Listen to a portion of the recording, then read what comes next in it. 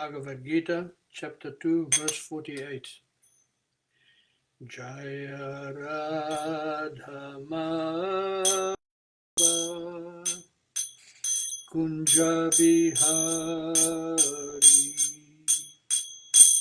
Jaya Radha Madhava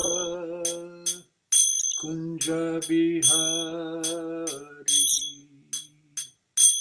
Jaya Gopi Jana Vallabha Girivaradhari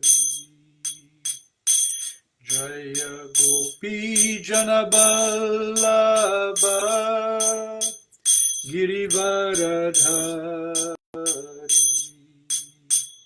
Yashodanandana Braja Janaranjana Yashodanandana Braja Janaranjana Jamuna Tira Vanachari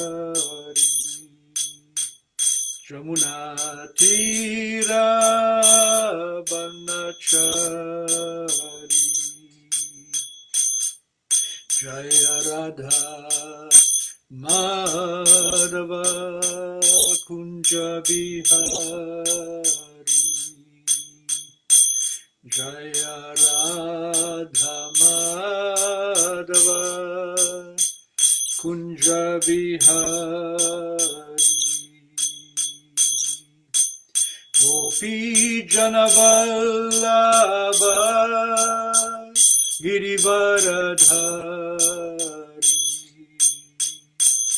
Jaya Gopi Jana Vallabha Girivaradhari Yashodanandana Braja Janaranjana Yashodanandana Braja Janaranjana Jamuna Tira Vanachari Jamuna Tira Vanachari Jaya Radha Madhava Kunja Bihari Jaya Radha Madhava Kunja Bihari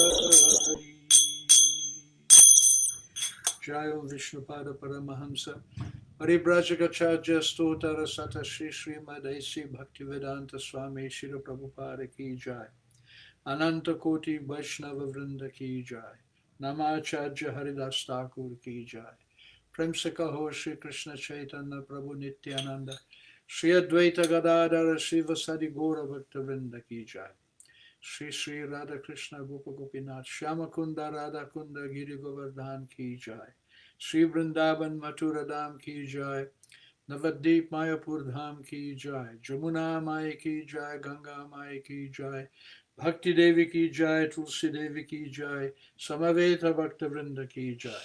All glories to the assembled devotees. All glories to the assembled devotees. All glories to the assembled devotees. All glories to Sri Sri Guru and Gauranga.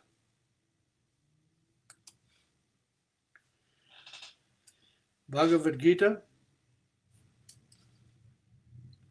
chapter 2, verse 48. Yogashta kuru karmani sangam tyaktva dhananjaya siddha siddhyo samo bhutva samatvam yoga yuchyate.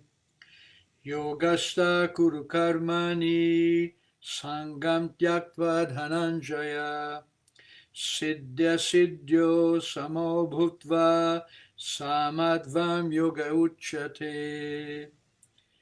Yogashta kuru karmani sangam tyaktva dhananjaya siddhya siddhyo samo bhutva Samatvam yoga uchyate. Yogashta, steadfast in yoga. Kuru, perform.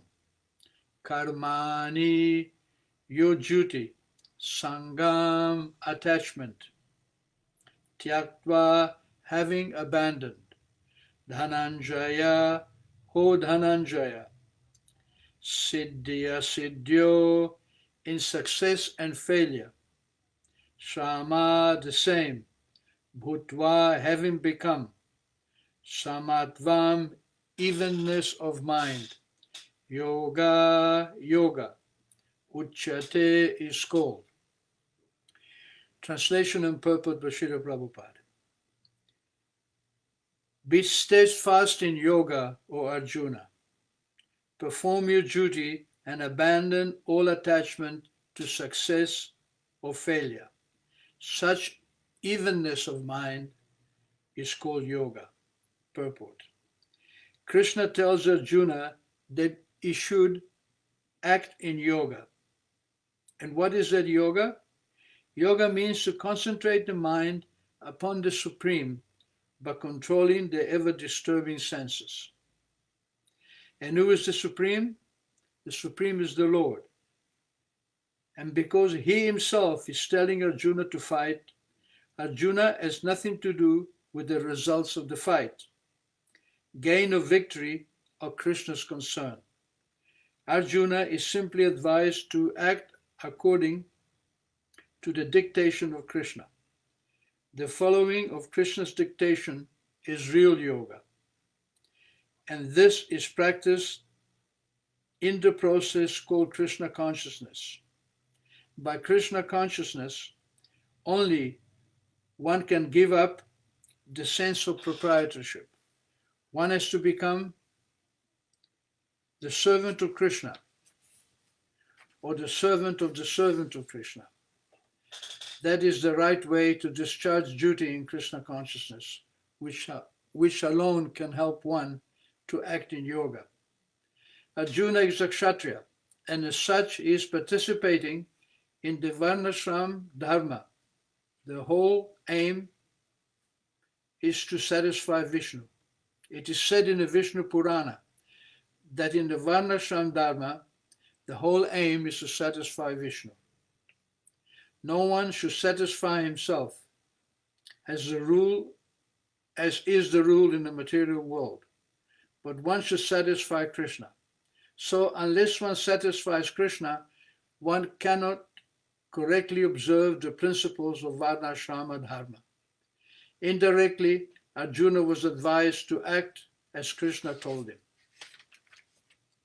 Yogastha kuru karmani sangam tyaktva dhananjaya siddhya siddhyo samo bhutva samatvam yoga uchyate. So here Krishna is beginning to explain the process of yoga. Later on in the 6th chapter, Krishna will explain exactly what is the process of yoga. Normally, when we speak of yoga, we think of hatha yoga, the controlling the breath, sitting in a holy place, meditating on the super soul. But that yoga is not practical in this age in which we live. In fact, it was only practical at the beginning of the creation, during the Satya Yuga, because at that time people were living many, many years, 100,000 years. They could meditate. They had the facility to understand the process of meditation. In fact, it is said in the Vedas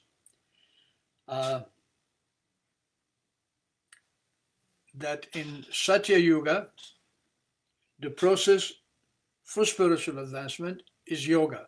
And this yoga begins with yam and niyam. Yama means by force to control the senses. Normally, the senses are very, very difficult to control. But one who is powerful, one who understands his spiritual nature, can control the senses by force. That is yama. And niyama means to follow the different rules to practice yoga. Yama, niyama. And asana. Asana means you cannot practice yoga in your home or with your friends or with your family or at the yoga club. No. Asana means you have to go to the forest. You have to be detached from material life. No question of sex life. No question of cooking. You simply eat roots and trees and berries, and you bathe in the river 3 times a day, and you make a sitting place in a sanctified place. You sit on a deer skin or on a tiger skin. Why do the yogis sit on the tiger skin? Because the snakes will not come to disturb them. And sitting in that place is called asan. What is the purpose of asan? The process, what do you do in this asan? You do pranayam. Pranayam, and prana means air, and yama means to control. You learn to control the breath. The breath is very, very important. If you are able to control the breath, you can come to a state of equilibrium. In fact, these yogis, they were able to balance the breath so that there was practically no air at all coming in and out of their nostrils. And pratigraha, to control the senses. Then dharam, to come to a position where you can sit in meditation without being disturbed. This is called dharam. Then when you're able to do this, then you can actually meditate, and that's called dhyan. And the meditating on the super soul will eventually lead you to samadhi, or total absorption in Krishna within the heart. But that was possible in the Krita Yuga. Kritayam dhyate Vishnu. The process in Krita Yuga was to satisfy Vishnu by meditation. It is not possible to be done now. Kali Yuga is Hari Kirtan, chanting of the holy names. This is the perfect yoga. So these yoga societies are simply a royal waste of time. Nowhere did Prabhupada sanction any kind of hatha yoga. Yoga is Ashtanga yoga. I've just explained the 8 processes, and it is called hatha yoga, or the yoga of the different postures. Prabhupada never sanctioned that anywhere in ISKCON, and even today there is just mistaken idea that if we teach hatha yoga, we can bring people, introduce them to Krishna consciousness. But it doesn't work like that. You cannot introduce people to Krishna consciousness. Krishna selects those souls who he wants to be in Krishna consciousness, in the heart. By your purity, you can pray to Krishna, and Krishna will then give his mercy to anyone you want by the grace of the Lord. Krishna chooses. So here, Krishna is speaking to Dhananjaya, to Arjuna. By the way, Arjuna is called Dhananjaya because prior to this Bhagavad Gita, before the Kurukshetra war, the emperor, his brother Yudhishthira, performed a great sacrifice called the Rajasuya sacrifice performed by the king. And that sacrifice was very costly, and it required a lot of money, a lot of gold. And Dhananjaya, Arjuna, was given some direction by Krishna where he could find many, many golden utensils. Many millions of years before, there had been an opulent sacrifice, and there was so much gold given to the Brahmanas, they couldn't carry it away, so they left it in the forest. And Arjuna was able to find this gold and bring it to Hastinapura so they could perform the Rajasuya sacrifice. Therefore, it's called Dhananjaya. But here, Krishna is saying to him, Samadvam yoga uchyate. This yoga that Krishna is talking about is not the Ashtanga yoga that I've described. This yoga means to connect. Yoga means to make a connection to Krishna. And you make a connection to Krishna by doing your duty in the system called Varnashram. It is said, Varnashrama charavata purushena parapumam Vishnur aradhyate pumsam nandya tattosha karanam. That the process of satisfying Vishnu is to perform Varnashram Dharma. Varna and Ashrama means, Varna means Brahmana, Kshatriya, Vaishya and Shudra. Is to divide the human society into philosophers, warriors, mercantile men, and laborers. And then within this upper caste of philosophers, warriors, and mercantile men, there are 4 ashramas. In other words, brahmacharya, grihastha, vanaprastha, and sannyas. That the sons of the brahmanas and the sons of the kings, they were trained by the guru from early age in the process of brahmacharya, to be detached from family life, detached from sex life. So from the age of 5 to the age of 25, the princes and the young brahmanas, they were trained in the ashram, in the gurukula, not at home. They went to the school of the guru and they were trained in the process of spirituality, so that at age of 25, they could continue the path of spirituality as celibates, or they could enter into marriage. And even if they entered into marriage, they understood by the 20 years training from their guru, they understand the importance of the spirit soul. They understood the need to connect with Krishna. Therefore, within the household life, grihastha life, 25 years was spent. Then detachment from household life, called vanaprastha, and then sannyas, or becoming totally surrendered to preaching Krishna consciousness. This is the Varnashrama system. So the society which is built on Varnashrama satisfies Vishnu because it leads society towards understanding the eternal relationship with God. But that is also not possible in the times in which we live. Kali Yuga, it is an ocean of fault. Dosha nida. Dosha means fault, and nida is an ocean. There is nothing beneficial in Kali Yuga. In the times in which we live, we can see our big leaders, philosophers, politicians, spiritual leaders, they have no understanding of spirituality. They are mostly in the mode of ignorance and passion. If there is any spirituality at all, is to use God to satisfy our material conception. Everybody's in the bodily conception of life, not better than animals, no understanding of the spirit, and simply exploit material nature, exploit each other. So it is an ocean of fault. But there is one guna, eka mahan guna, kirtana deva krishnasya mukta sangha param brajet. Sukadeva Goswami says, by chanting the names of Krishna, but kirtanad, kirtan means to glorify Krishna. To glorify Krishna, mukta sangha, you become free from this bodily conception.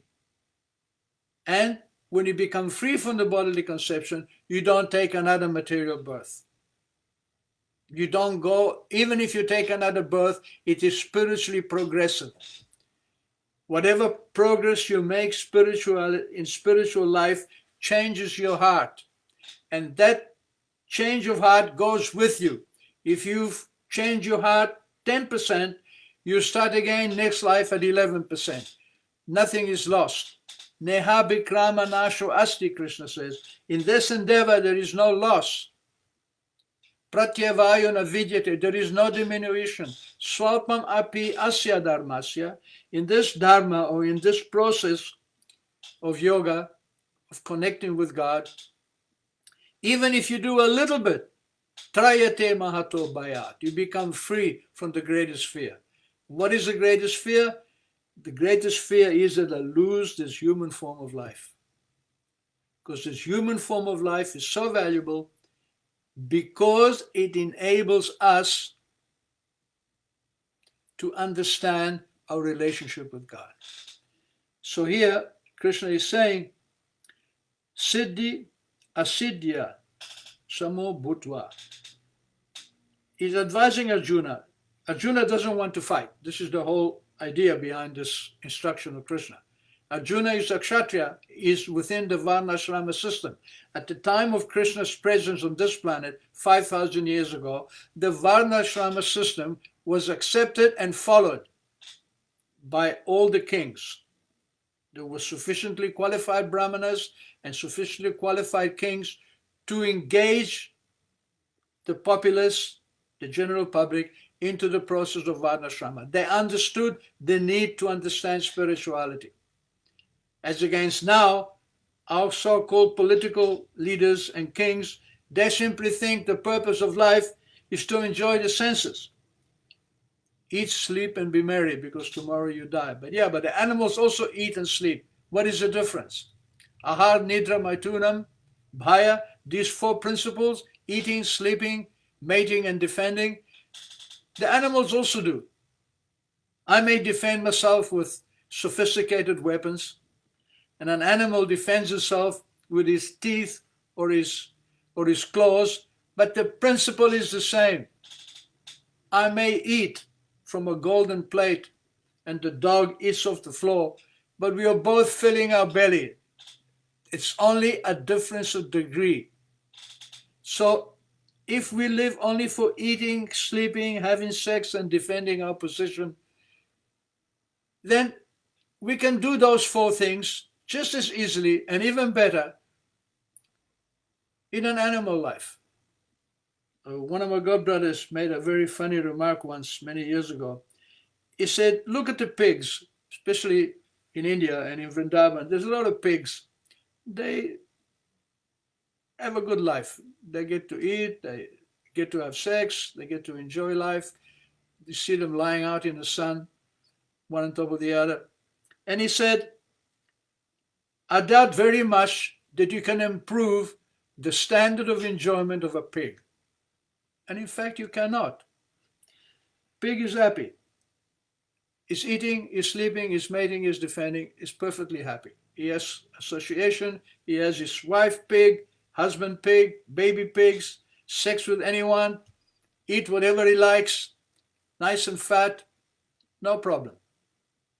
And in fact, one time, the king of the heavenly planets, Lord Indra, was cursed to become a pig. And he became a pig in this planet, on this earthly realm.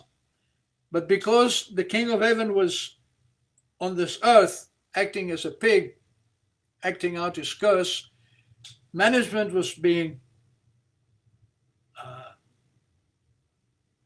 disrupted in the heavenly kingdom. So Lord Brahma, he came down, four-headed Brahma, who is the head of this universe, and he said to Indra in the body of the pig, my dear pig, you are not a pig, you are Indra, king of the heavenly planets. Please give up this pig life, come with me back to your post. And Indra said, what are you talking about? I'm a pig, I'm happy, I have my pig wife, I have my piglet, I have my friends, my association with the other pigs, we have our place. I'm not interested, don't bother me. So he was so attached and so happy being a pig that even Brahma couldn't convince him.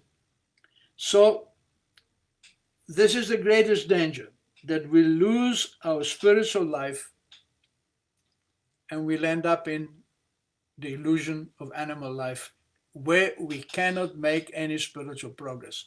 Whatever animal birth you get, then you have to go through the process of evolution to come back to the human form. It can take many, many, many births. And when you take again a human form, there is no guarantee that you get the association of Krishna or the association of a spiritual master. Jamme, jamme, jamme, sarva, mata poi. Everyone, birth after birth, gets a mother and father. Pita, mata, pai. But Bhajahari, to worship Krishna, to get Guru and Krishna, that is not so easy. that you can only get in a human form of life. And even then, it is very, very rare. If you look around us, if it wasn't for the mercy of Srila Prabhupada, none of us would know what is Krishna consciousness. Even I remember myself in my youth, I tried to understand the process of life. I could understand that the society I was living in wasn't perfect, that there was something better to do. But the best I could do was to become a hippie and get stoned. That's it. I couldn't go any further. Luckily, by Krishna's mercy, I became a vegetarian and I met the devotees and I was able to get association with Srila Prabhupada. But that was a great benediction, and many of my friends didn't take advantage of this. Prabhupada came to America. He preached for 10 years, East Coast, West Coast, Europe, Africa, India, but only a few thousand joined. The vast majority, too much in illusion, too much in this understanding of bodily conception. In fact, later on in the Bhagavad Gita, in the 6th chapter, Krishna explains the process of yoga to Arjuna. The process of yoga that I explained, Ashtanga yoga, Yam, Niyam, Asan, Pranayam, so on, to Samadhi. And Arjuna said, Chanchalani mana Krishna, the mind is chanchala, it is always changing. Pramati balavadridam, it is very strong and it is agitating and it is obstinate. Tasyaham nirgraham manye vayur eva suduskam. I think to control the mind is impossible.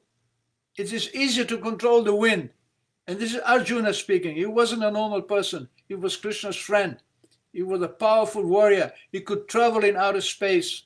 He met Lord Shiva face to face. Indra was his father. So he was a great warrior, a great prince who knew the purpose of the Vedas. He knew the purpose of life. He had direct association with Krishna. Still, he told Krishna to control the mind is so difficult. I think it's easier to control the wind. Even he expressed difficulty. So what Arjuna said, yes, he said, Asam Sayan Mahabaho. Another name for Arjuna is Mahabaho, one who has very powerful arms. Mano dur nigraham chalam. It is very difficult, difficult to control the mind. But it is possible. How? Abhyasena tu konteya vairagena sagrihate. You can do it, grihate, by abhyasena, by constant practice, and vairagena, by detachment. So constant practice and detachment. For Krishna, for Arjuna, that practice, constant practice, was to do his duty as a warrior prince, and not to be attached to the results, good or bad. Never mind if he had to fight with his family members. Never mind if he had to kill them on the battlefield. Never mind if he was detached from having a material kingdom. Still, his duty to fight as a Kshatriya was pointed out by Krishna. In the beginning, when he refused to fight, Krishna was surprised. Kutastva kashmalamidam, you don't want to fight? Where is this nonsense coming from? Krishna tells Arjuna, Vishame samupaisadam, especially at this moment. You've moved heaven and earth to come to this point of fighting, and now you don't want to fight? Adarya justam, this is not the duty of an Arya, of a person who knows what the progressive duties of life are. Asvargyam, it doesn't take you to a higher plane.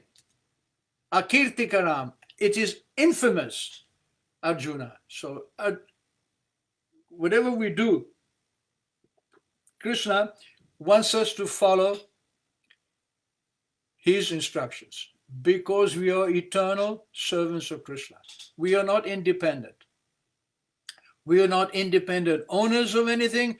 Even our own senses and body belongs to Krishna. This body is like a machine which is given to us as the material energy. The material energy is controlled by Krishna. The body belongs to Krishna, and our duty is to use the body for the satisfaction of Krishna. And 5,000 years ago, it was possible to perform our duty within the system of Varnashrama. But it is not possible now in Kali Yuga because there is no guidance. So the process of chanting the names of God is the only method by which we can make advancement. But that doesn't mean Varnashrama has to be excluded. Srila Prabhupada was very clear that he wanted us to introduce Varnashrama in the world so that people could see. So by an example of simple living and high thinking, people will be attracted. Many thinking people are not happy living in this materialistic world. They understand that to satisfy the senses unendingly doesn't bring happiness.